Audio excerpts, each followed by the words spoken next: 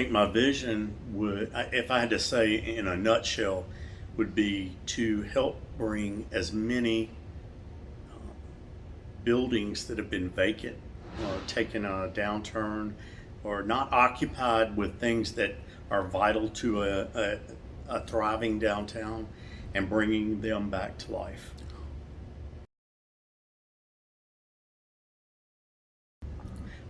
To me, and if you ever listen to one of Mayor Gillich's speeches, it's having people living, working, walking, eating, drinking, partying, you name it, shopping in a downtown area where they don't want to leave. If I get off work, you know what, I want to go catch dinner right next door or walk a block, catch dinner.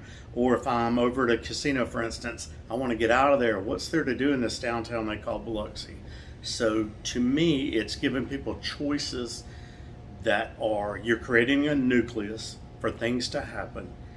And it's like the spokes on a tire, everything sort of emanates out from that. And by that, you create synergy and energy for a downtown. It started after Katrina. I had the opportunity with Matthew Medier to purchase the old Regions Bank building that had been, for all intents and purposes, destroyed, other than the shell, by the hurricane. And so, as you looked around at a decimated downtown area at that point, you had to wonder, is anything going to come back at this point? And so we had an opportunity to purchase that building, and we always saw it as, we knew a lot of the oyster restaurants and seafood restaurants had gotten destroyed during the storm, and we thought, man, what an awesome place to bring an oyster house. Well, of course, Bob Taylor was not the first person to come to mind because we'd never dealt with him before. We knew that Acme Oyster House out of New Orleans was going to open in the Hard Rock, and lo and behold, they were set to open and got destroyed. So we figured that would be the natural fit for that building. Because if you look at it, it looks like a building down on Magazine or in the Quarter where they have Acme down there already. So we brought that team over, told them our vision. They didn't believe that anyone would leave the casino, venture into downtown Biloxi, and go to eat. And despite our efforts to cajole them, provide them parking studies, and what have you, they didn't bite. And luckily Bob Taylor took a chance on that building, and I have to say I believe it's his number one location out of like 11 now. Maybe I'm overstating the amount of locations he has, but I know he has from everything from Sarasota, Florida over to Louisiana, and it's his number one location, and I'm very proud of that. I'm no longer involved in that project, but I'm very proud of that, and that's how I got my start.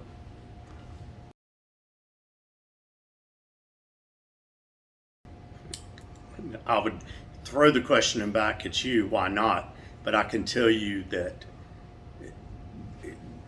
for the very reason you said, why the Bark building, the history behind that building, what it means to Biloxi, it is I've called it before, the epicenter of downtown. It truly takes up 3/4 of a block, if you will. And it changed so much. If you now can see the building that was erected almost 100 years ago, or 100 years ago actually. And as decade after decade went by, the building became, instead of taking it down to its original form, people just kept putting icing on the cake, so to speak. And before long, and no offense to anybody that was involved in it, it was covered with stucco. All the windows were narrowed where you could barely have any light in the building, and it had a metal roof on it and stuff. And then when we finally got all that stripped away, you see beautiful architecture, masonry work, and a building that looks like it's ready to live again.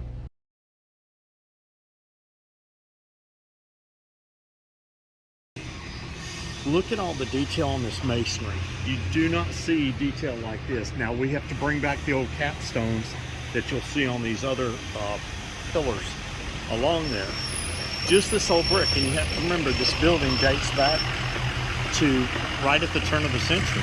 right around 1900, 1918. And so all these windows that you see and are cutouts for doors and new windows, that was the original size, and they were brought down to no more than 2 feet by 2 feet and blocked all of that. The old roof, clay tile roof that used to be on the building will be restored. That was covered up with the metal awning or whatever you called it in the 1970s. So all this has been stripped away and back down to its original foundation. And we're repurposing a building that was not made necessarily to be residential and commercial to this extent with restaurants and stuff. So it was the Barks Root Beer Administrative Building. And so now it's being repurposed for something that we think, will be vital to downtown.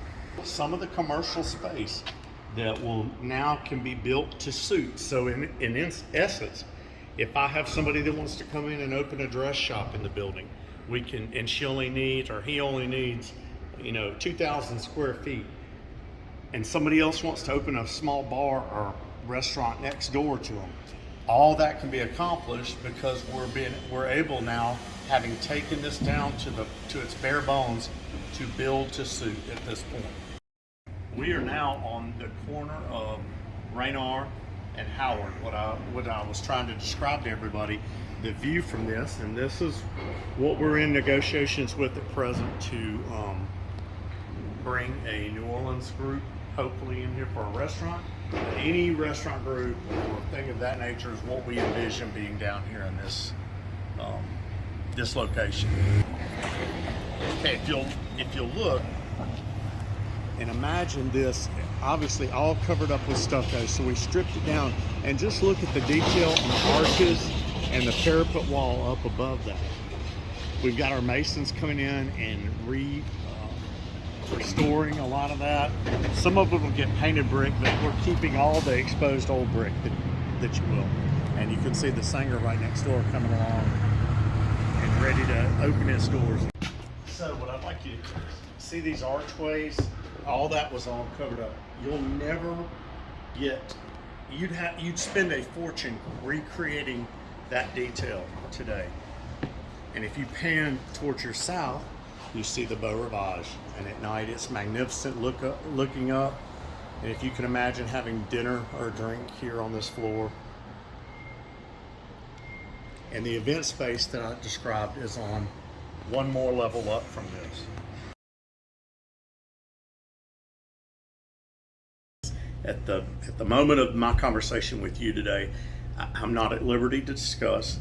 I will tell you that on the second floor of the main area of the Barks building, there will be apartments, 1 and 2 bedroom apartments, loft apartments, something similar that you would see in Nashville, Mobile, New Orleans, Birmingham.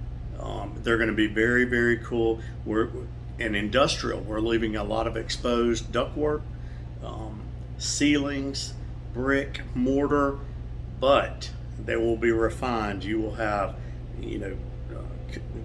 top rate amenities, modern appliances, of course, counters, but as far as the bottom section of the Barks building, which is really part of that whole living, working, eating experience to be in downtown, we have been in negotiations with some major restaurant groups out of New Orleans, been approached from some people that would like to open a medical spa, a gym, you name it. And so we hope we get a good combination of commercial tenants in there.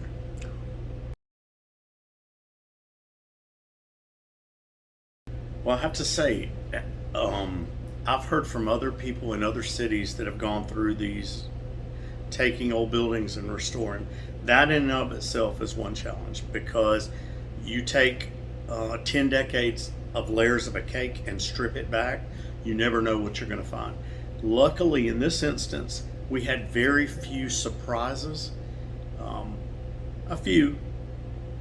very few surprises other than the sheer magnitude of demolition and debris that had to be removed out first before we could go back, and I always say, put Humpty Dumpty back together again.